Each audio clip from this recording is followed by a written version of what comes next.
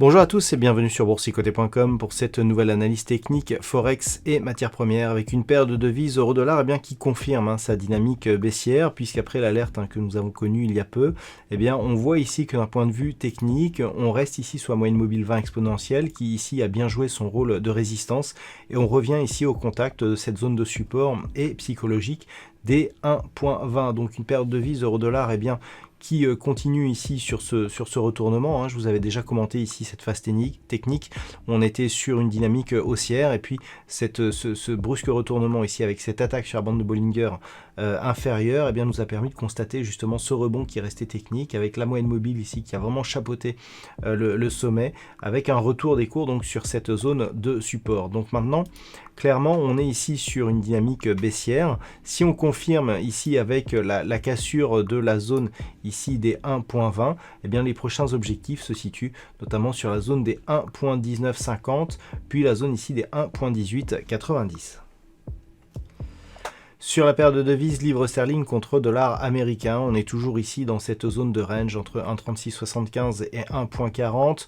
On se rapproche ici de la zone médiane, de cette zone de range autour des 1.3850.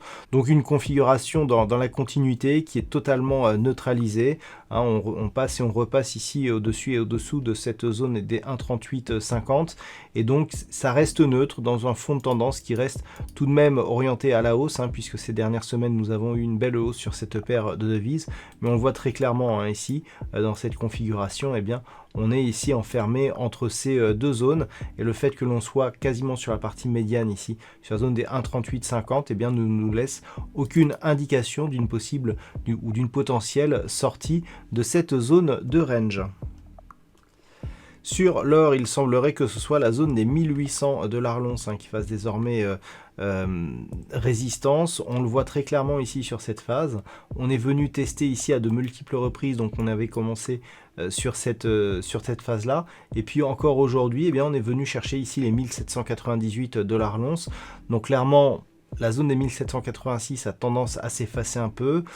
On est malgré tout sur une dynamique qui reste haussière. Alors cette zone, on va la déplacer. Voilà.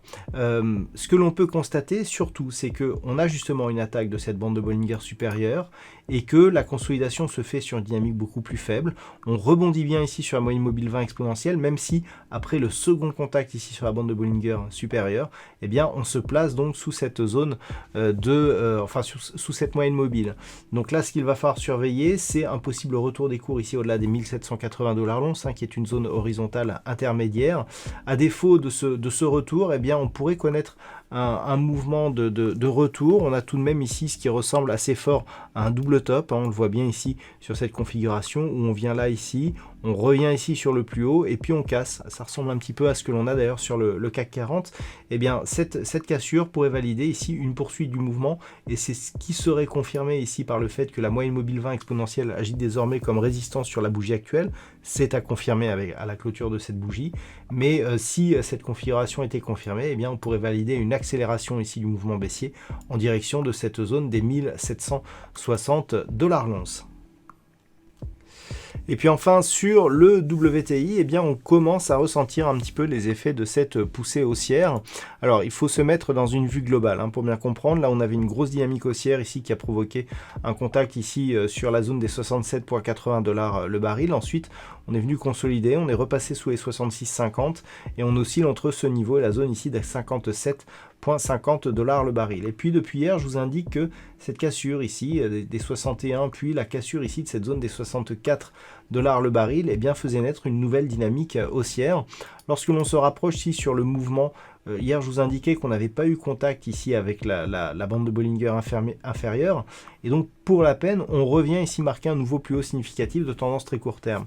Tout cela plaide pour un retour ici sur la zone des 66,50 $ le baril, et ce n'est que sur une cassure de cette zone et par une inscription d'un plus haut au-delà des 67,83, eh bien qu'on le reprendrait une dynamique haussière plus forte sur le WTI, avec donc comme objectif moyen terme des niveaux proches des 75 $ l'once. Donc à surveiller demain cette zone ici, les 66,50 $ l'once. Le niveau de retournement de cette anticipation plutôt haussière est relativement éloigné puisqu'il s'agit ici de ce point bas significatif entre 62,80 et 63 $ le baril.